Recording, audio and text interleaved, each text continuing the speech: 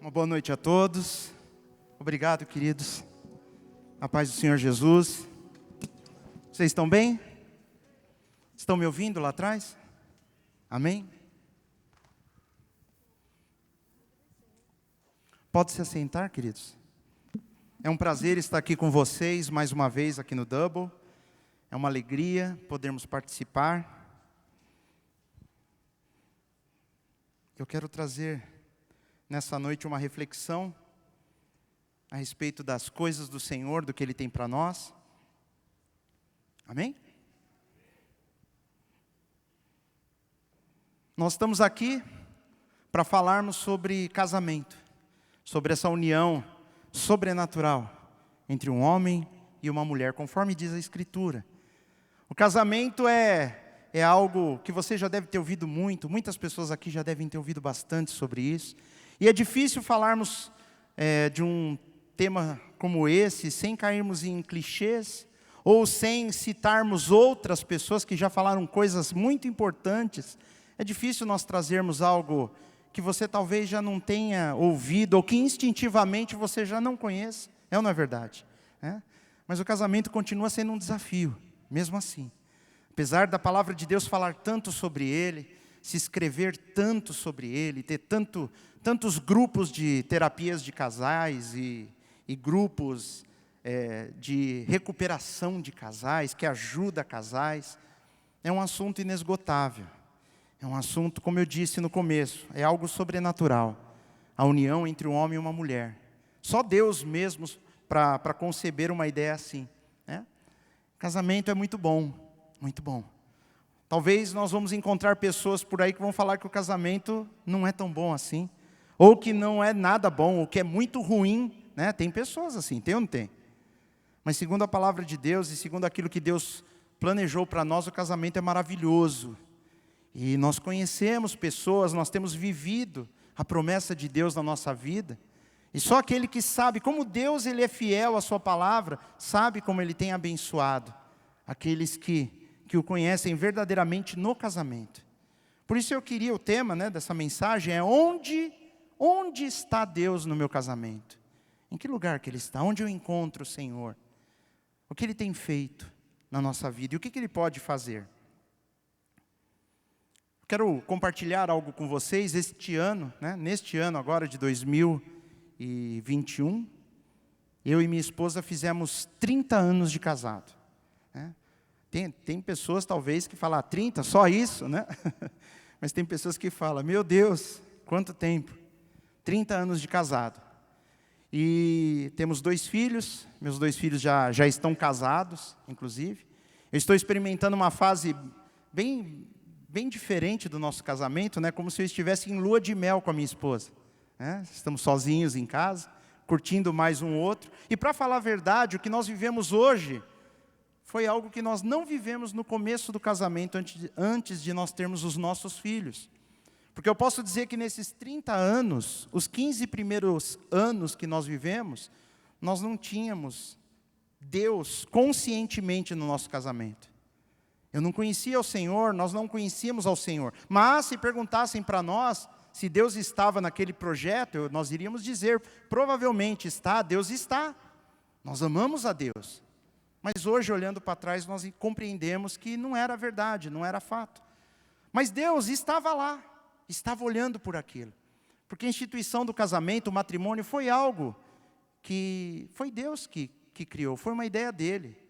E mesmo quando 2 pessoas totalmente equivocadas com as coisas de Deus, elas decidem se casar, Deus ele fica atento para aquilo, Ele olha para aquele casamento. Eu creio nisso, eu creio que Deus ama a união do matrimônio, o casamento entre um homem e uma mulher.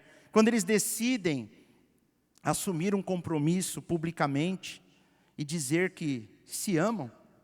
Inclusive é algo curioso, eu queria até pensar sobre isso com vocês. Ninguém casa, pelo menos aqui no Brasil, é muito difícil alguém casar se não seja pelo motivo de se gostarem, não é verdade? Dificilmente.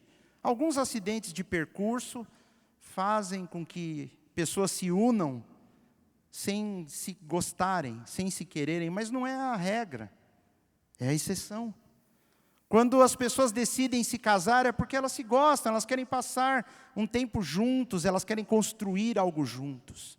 E é interessante essa palavra, falarmos sobre construção, porque a palavra de Deus, ela faz alguns paralelos com a vida espiritual e ela traz a palavra de construção. Eu queria ler com vocês aqui uma passagem na Bíblia, em cima de algo que Jesus ensina para as pessoas. E que talvez num primeiro momento, quando nós lemos essa passagem, ela não fala diretamente do casamento. Mas na ótica do que nós estamos falando, você vai ver como se encaixa. E como seria importante nós conhecermos essas coisas. Lucas, Evangelho de Lucas, capítulo 6, versículo 46 a 48. Eu vou ler com vocês. Diz assim: E por que me chamais Senhor, Senhor, e não fazeis o que eu digo? Qualquer que venha a mim e ouve as minhas palavras e as observa, eu vos mostrarei a quem é semelhante. É semelhante ao homem que edificou uma casa, aí ó, edificou, construiu uma casa, e cavou, e abriu bem fundo, e pôs os alicerces sobre a rocha. E vindo a enchente, bateu com ímpeto a corrente naquela casa, e não a pôde abalar, porque estava fundada sobre a rocha. Amém? Foi o que Jesus disse, foi o que Ele ensinou. O contexto é espiritual, encaixa em qualquer área da nossa vida. Mas o principal aqui que Ele começa falando, que as pessoas chamam Ele de Senhor, dizem que Ele é o Senhor, dizem que o amam, que enfim, dizem um monte de coisa. Deus está no meu casamento. Mas Ele faz uma pergunta: não fazeis o que eu digo? Não aplicam os princípios da palavra no casamento?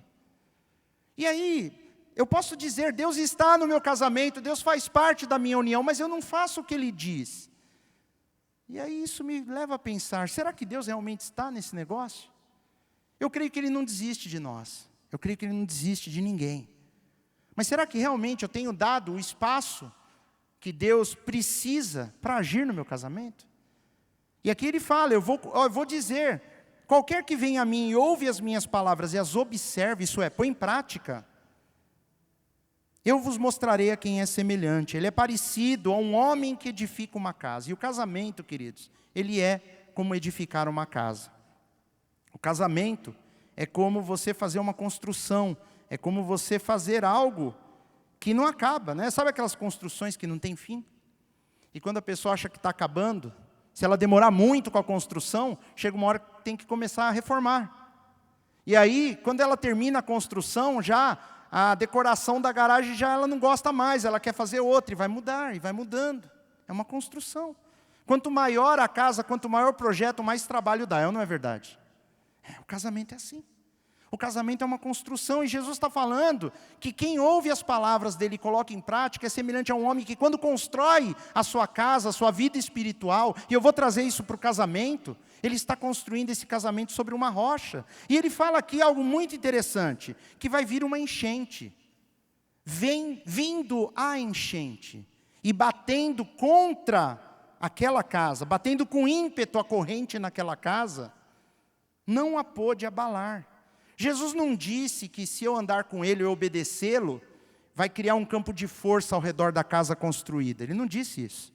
Ele falou que a enchente vem, e ela bate com força, com ímpeto, mas não abala. A vida espiritual alicerçada, ela não é abalada por problemas. Um casamento alicerçado na palavra, ele também não se abala. Esse não se abalar não é no sentido de não abalar do jeito que nós entendemos. Dá um frio na barriga, vem o problema, nós ficamos preocupados. Mas se Deus ele está nesse negócio, se Deus está, Ele faz parte do nosso casamento, pode até balançar, mas não cai. Amém? Não sei se todos aqui já ouviram falar, mas as construções no Japão, o Japão ele é uma ilha, né? É um país em cima de uma ilha razoavelmente pequena, e ali a atividade sísmica é muito alta, o índice de terremotos é muito grande. Então é uma cidade que já se acostumou com os terremotos. E quando eles constroem os edifícios, por mais alto que sejam, os edifícios eles são projetados já esperando o terremoto. Talvez é esse o nosso problema. Quando nós casamos, ninguém disse para nós que de vez em quando dá um terremoto. E se a casa não estiver bem construída e não estiver sobre a rocha, ela não resiste, ela cai. Mas lá no Japão, os prédios chegam a balançar. E eles não ruem, eles não caem. Eles têm sistemas que se deslocam com a mesma força que o terremoto abala a terra. Pode pesquisar, você vai ver isso lá. E é assim que tem que ser a nossa vida espiritual. Jesus está falando de prudência, mas Ele está falando de uma prudência sobrenatural e espiritual. Trazermos Deus para o nosso casamento.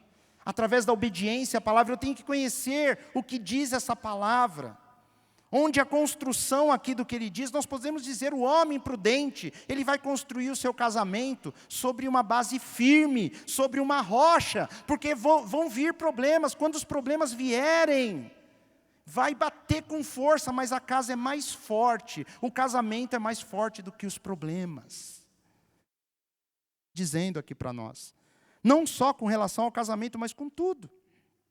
Deus, Ele vai se manifestar num casamento onde Ele é adorado, onde Ele é obedecido. Ele vai agir através da sabedoria e principalmente do amor. Deus, Ele entra com sabedoria e Ele entra com amor. Nós temos que entender que Deus, Ele vai agir na nossa vida. Ele vai agir na nossa vida quando nós os buscarmos. Se nós tivermos amor que vem do Senhor, e se nós tivermos a sabedoria que vem do Senhor, o resto fica pequeno. Os problemas, eles praticamente se autorresolvem. Nós vamos saber, lógico, se você anda com Deus, você sabe que nada se autorresolve. Deus, Ele cuida de nós. Nós vemos Deus cuidando da nação de Israel quando eles andaram pelo deserto. Depois, no final, eles descobrem que as sandálias deles não se desgastaram e a roupa não se estragou. É sobrenatural, Deus estava cuidando. Talvez durante a jornada, eles só viam motivos para reclamar, mas Deus estava ali, cuidando, sustentando. E meu querido, minha querida irmã, por mais que muitas vezes, em meio aos problemas conjugais, em meio às lutas, às dificuldades, dá a impressão que Deus não está ali, Ele está. Ele está. Principalmente se basta um dos dois buscarem esse Deus. E às vezes a pessoa fala, poxa, mas eu estou sozinho. Eu luto sozinho, o meu cônjuge não colabora, ela não colabora, ele não colabora. Mas você nunca está sozinho, queridos. Nós temos o Senhor. O Senhor é o nosso maior aliado. Se Deus é por nós, quem será contra nós? Se Deus está do seu lado, o seu cônjuge pode se debater o quanto for, ele não pode resistir. Se você ama o Senhor, se você investir nesse casamento, se você injetar amor no seu cônjuge, mas ele não merece, é aí que entra a fé. A fé é a certeza de coisas que se esperam, a convicção daquilo que não se vê. E nós, como cristãos, nós temos que pedir para Deus nos mostrar o nosso cônjuge, e nós temos que enxergá-lo pelos olhos da fé. Não como ele é agora, não como ela é, mas como nós a enxergamos. Porque nós temos um Deus poderoso, amém? Se eu creio num Deus que cura uma enfermidade, ou que ressuscita a Lázaro, eu posso trazer esse mesmo Deus para curar o meu casamento, para ressuscitar o meu casamento. É o mesmo Deus. Eu acho até mais fácil ressuscitar sentimentos mortos num coração do que a vida em si. Mas para Deus não tem difícil. Para Ele tanto faz. Lázaro, vem para fora. Ou falar para nós. Tem o casamento restaurado a partir de agora. Mas é fácil assim? Não. Por quê? Porque da mesma forma que a destruição de um casamento ela não acontece do dia para a noite, um casamento não acaba no dia que as pessoas se decidem a se divorciarem. Não é aí que acaba o casamento. O casamento acabou muito antes. Quando as pessoas deixaram de investir, quando elas deixaram de cuidar, quando elas deixaram de dar o seu melhor naquele relacionamento. Quando outras coisas se tornam mais importantes do que construir aquela casa. Quando é mais importante você dar atenção para qualquer coisa que não seja o seu parceiro de vida. O seu cônjuge é o seu parceiro de vida. Se alguém fizer algo para minha esposa, tem que doer em mim. Se não doer, tem algo errado. Tem gente até que perde a razão. Briga até, né? Eu estou dizendo na questão de defender, às vezes, o indefensável. Às vezes a pessoa cometeu algo terrível, mas o amor é tão grande entre homem e mulher, que às vezes se encobre até. Foi isso que Cristo fez com com a sua igreja, a sua amada. Ele morreu pelos pecados dela, é ou não é verdade? E a Bíblia fala que esse é o mistério do casamento, do matrimônio. Quando nós nos levantamos e nos decidimos naquele dia ir lá num local e oficializar o nosso matrimônio e deixar registrado lá no papel, para que Deus e a sociedade tenham consciência de que realmente nós somos marido e mulher, naquele dia você começou a construção do seu casamento. Tem gente que acha, pronto, agora está resolvido, e vai deitar numa rede e não vai fazer mais nada. Como se o casamento fosse se estruturar sozinho. Ou então eu faço a minha oração e Deus cuida de tudo. Não, não é assim que funciona, meu querido. Deus, ele nos dá a sabedoria, Ele nos dá a mão, Ele nos dá o poder dEle, Ele nos dá a sua palavra. E essa palavra desperta fé no nosso coração. E nós começamos a semear na vida do nosso cônjuge, nós começamos a dar o nosso melhor tempo, nós começamos a colocar amor, nós começamos a inovar. Nós vimos em algumas reuniões atrás, formas de nós expressarmos o amor, através de palavras, através de gestos, através de dar o melhor do nosso tempo, através de carinho, de atenção, de afago, de amor, não verbal, mas físico. Um casamento aquecido, onde eles se desejam. É assim, queridos. E aí Deus vai abençoar, Deus vai entrar. Mas se nós não fizermos a nossa parte, a casa não se constrói sozinha. Jesus, ele está comparando ao crescimento de uma construção. Eu até peguei aqui uma passagem bíblica, eu vou ler rapidinho para vocês, está lá em Provérbios. Mas olha que interessante. O que está escrito lá: vai ter com a formiga, ó preguiçoso. Nossa, que estranho, o que tem a ver, né? Está viajando, mudou de direção. Olha para os seus caminhos e ser sábio. Está falando de sabedoria e de preguiça. A preguiça é falta de sabedoria. Pois ela não tendo chefe, a formiga não tem chefe, nem guarda, nem dominador, prepara no verão o seu pão. Ela faz tudo sem ninguém mandar. Na cega, ajunta o seu mantimento. No verão ela junta, quando vem o inverno ela tem estoque. Ele está falando, olha para a formiga. Ninguém precisa mandar, ninguém precisa ficar forçando, ela faz. É instintivo. É a palavra de Deus. Ó preguiçoso, até quando ficarás deitado? Quando te levantarás do teu sono? Um pouco a dormir, um pouco a tosquenejar, que é cochilar, né? Um pouco a repousar de braços cruzados, cruza o braço e reclina. Mas não faz nada. Assim sobrevirá a tua pobreza como o meliante. Olha o que a palavra de Deus diz. A pessoa não está fazendo nada. Quando vem a pobreza, vem de repente, como um ladrão. E ele termina. E a tua necessidade como um homem armado. O que isso tem a ver com o casamento? Tem a ver com o casamento que a pessoa não investe nada no relacionamento entre ele e seu cônjuge. Não investe. Não põe esforço. Não se supera. Não usa criatividade e sabedoria. E depois, quando vem a má notícia, vem de repente, mas não é de repente. Isso foi falta de semearmos, de plantarmos, de nos preocuparmos. Parece que vai dar tudo certo, Deus cuida. Deus cuida, isso me lembra de carro.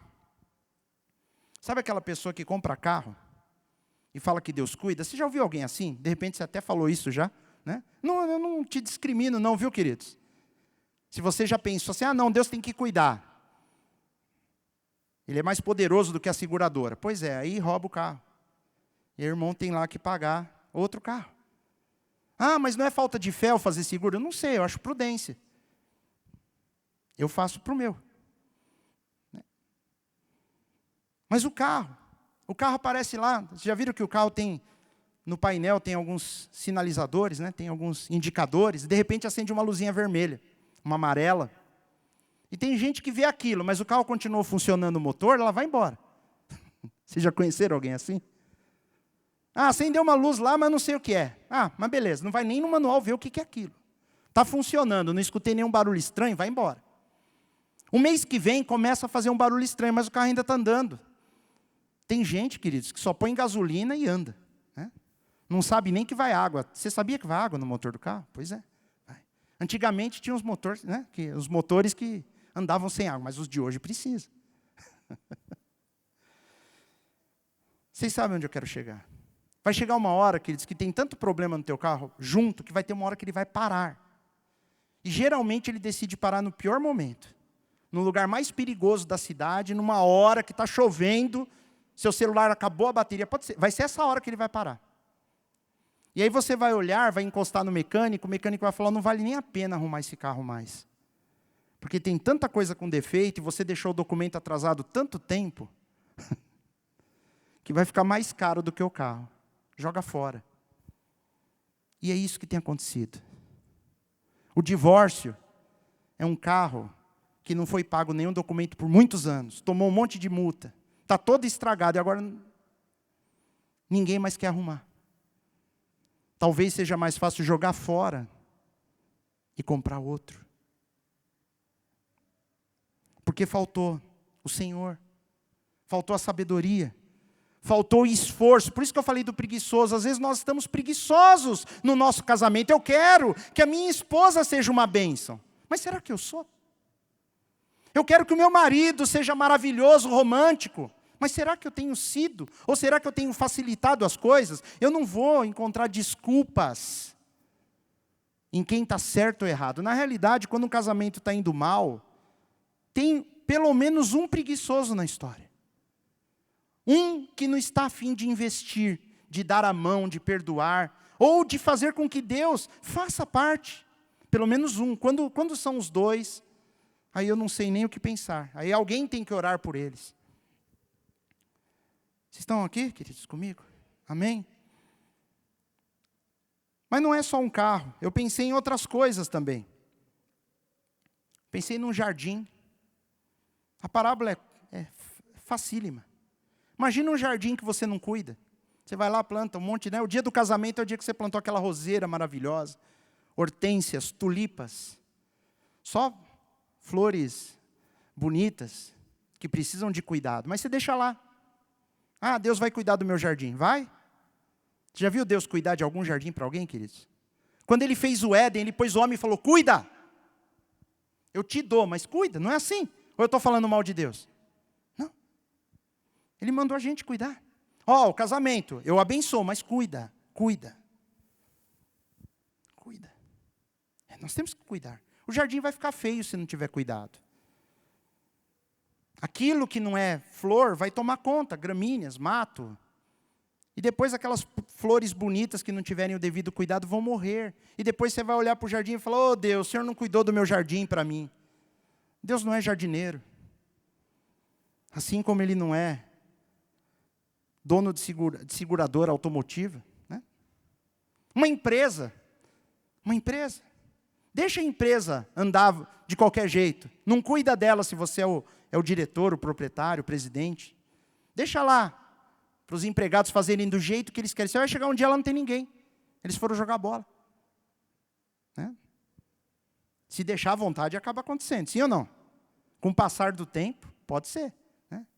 Eu não estou exagerando, não. E Deus, Ele quer mostrar para nós, queridos, se não tiver investimento, se nós não sairmos da preguiça, do ócio conjugal, o nosso casamento não vai dar certo. Ele precisa de investimento pessoal, há esforço envolvido, não pode ter preguiça. Igual aquela pessoa, né, tem uma piada que corre aí, não sei se é verdade ou não, mas que fala que um homem casou e alguns anos depois a mulher foi se aconselhar e pediu ajuda e disse, meu marido nunca mais falou que me ama, ele só falou no dia do casamento. Aí foram perguntar para ele, mas por que você faz isso? Ele falou, aquele dia que eu falei a verdade.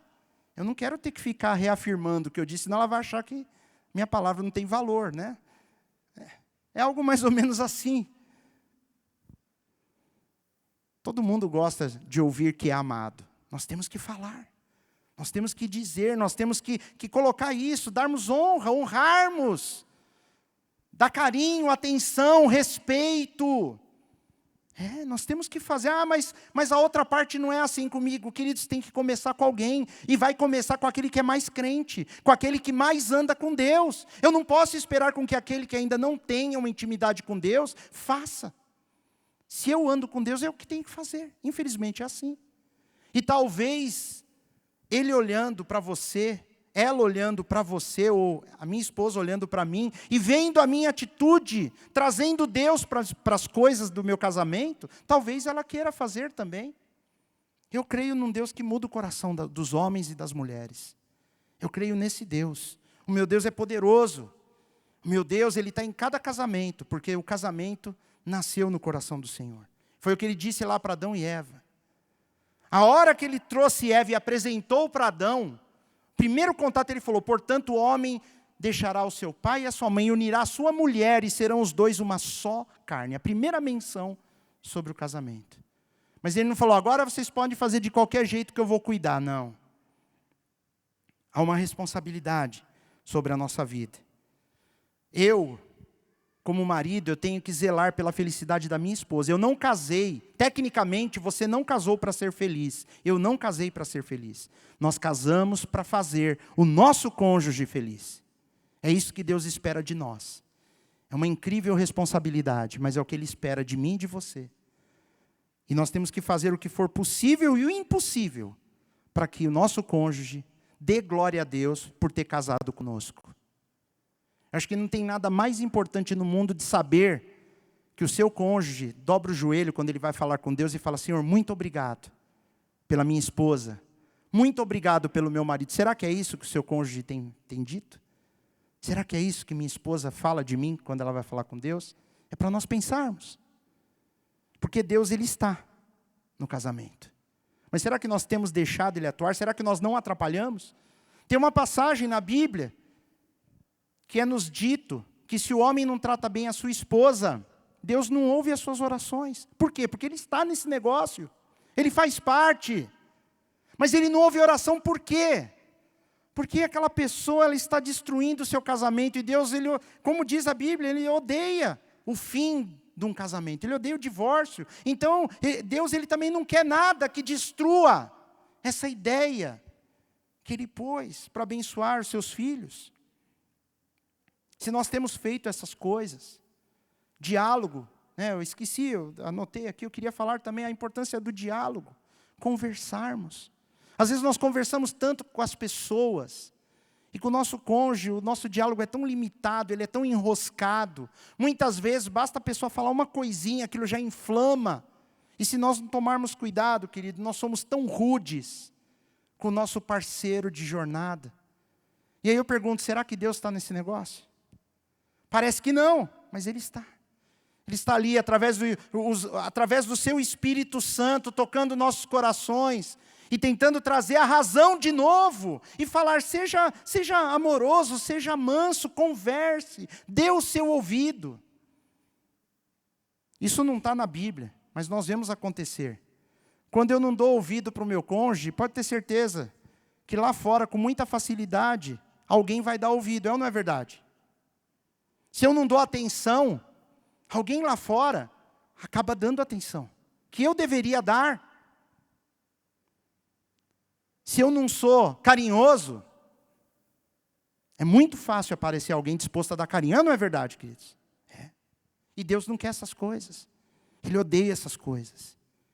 O casamento é algo para refletir a glória dele para o mundo. É para ser um bom testemunho por onde quer que nós formos. Para a nossa família, aqueles que ainda não conhecem a Deus, talvez o testemunho do nosso casamento pode ser o motivo deles aceitarem a Cristo. Nós não sabemos, nós não temos ideia. Nós temos que aprender a pedirmos conselhos para Deus, porque Ele é o autor da sabedoria. Eu falei no começo, Deus, Ele vai agir no nosso casamento através do amor e através da sabedoria. Se nós não temos sabedoria, como diz Tiago, peça a Deus que dá a todos, com liberalidade. Ele tem prazer em dar sabedoria. Ele faz isso com alegria, Ele não vai jogar, Ele não vai cobrar da pessoa, não, Ele pede. Tem pessoas que vão se aconselhar com pessoas lá fora. Quando eu falo lá fora, pessoas que não obedecem à palavra de Deus. Pessoas que não obedecem, ela vai pedir conselho. Vai lá pedir conselho para uma pessoa que já destruiu o casamento dela, o que você deve fazer? O que eu devo fazer com o meu? Adivinha o que ela vai falar? É muito ruim passarmos por lutas, mas nós vemos Deus. Teria inúmeras passagens bíblicas que eu poderia citar para vocês, mostrando que Deus estava presente nos momentos mais difíceis. Mas eu sei que você crê nisso. Deus, Ele está. Se você olhar para trás, tudo que você já andou, tudo que você já viveu, você vai conseguir ver Deus no seu casamento, em momentos difíceis, em momentos trágicos, em momentos que parecia que aquilo não ia suportar. Mas o seu casamento resistiu e passou, e aquilo fortaleceu. Isso foi o Senhor. Deus, Ele estava lá o tempo todo. E não vai ser agora, viu, meu irmão, minha irmã querida? Não vai ser agora que Deus vai desistir de nós, do nosso casamento. Não, não vai ser agora. Porque o nosso Deus é o mesmo que era ontem, é o que é hoje e o será eternamente. Ele continua restaurando casamentos, trazendo sabedoria no coração daquele que o busca, colocando fé no coração daquele homem e daquela mulher que querem sim, querem. Você tem que colocar, eu tenho que colocar no meu coração a partir de hoje. Eu tenho uma missão. A missão é tornar o meu cônjuge a pessoa mais feliz na face dessa terra. Se essa for a sua missão, em breve Deus vai colocar essa missão no coração do seu cônjuge. E aí, queridos, não tem para ninguém. Não tem para ninguém. Eu queria terminar aqui com uma passagem bíblica, que em todo lugar ela sempre é aplicada ao casamento. E eu não quero fugir do que todos falam, porque é uma palavra que realmente fala disso, uma palavra abençoadíssima, lá em Eclesiastes, capítulo 4, versículo 2, que fala assim, antes ele fala que é bom serem dois. E se alguém prevalecer contra um, os dois lhe resistirão. E o cordão de 3 dobras não se quebra tão depressa. Ou em algumas traduções, não se rompe com facilidade. Um cordão de 3 dobras. E aí todo mundo fala isso. E eu concordo. Por que 3 dobras? A primeira dobra representa o marido, a segunda dobra a esposa, e a terceira dobra é Deus. Ele faz parte do casamento. Ele fala que não se quebra tão depressa, ou não se rompe com facilidade. Porque nós sabemos que um dia uma das dobras, elas se quebrarão. Sim ou não? Você está casado com a sua esposa ou com o seu marido até que a morte o separe. Mas não é fácil quebrar, se tiver a terceira dobra que é o Senhor. E Deus, Ele está no teu casamento. Se você deseja, se você o obedece. O tema é, onde está Deus no casamento? E eu li para vocês no princípio lá, uma parábola que Jesus falou de uma casa sobre a rocha. Eu falei da casa, que é o casamento, eu falei da enchente, que são os problemas, eu falei da prudência, mas você viu o homem cavou bem fundo, houve trabalho, muito trabalho, mas ele construiu sobre um alicerce forte, a rocha. Onde está Deus no casamento? Ele é a rocha que sustenta. Se não for essa rocha, o casamento feito sobre a areia, a primeira chuva, o primeiro vento, Jesus disse que a casa não aguentou, porque ela não estava sobre a rocha. E é isso que eu quero com vocês nessa noite, que nós venhamos a reconhecer que talvez, de uma forma ou de outra, nós temos negligenciado essa construção.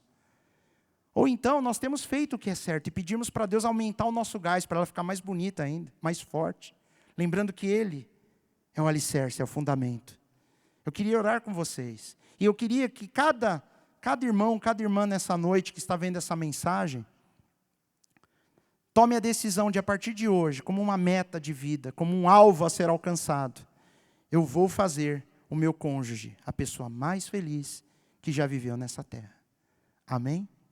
Amém, queridos? Vamos orar? Pai querido, no nome do Senhor Jesus, nós entregamos a nossa vida em Tuas mãos, entregamos o nosso casamento. Eu te peço, Senhor, que o Senhor fale com cada um de nós, que a Tua luz, a Tua graça esteja sobre as nossas vidas.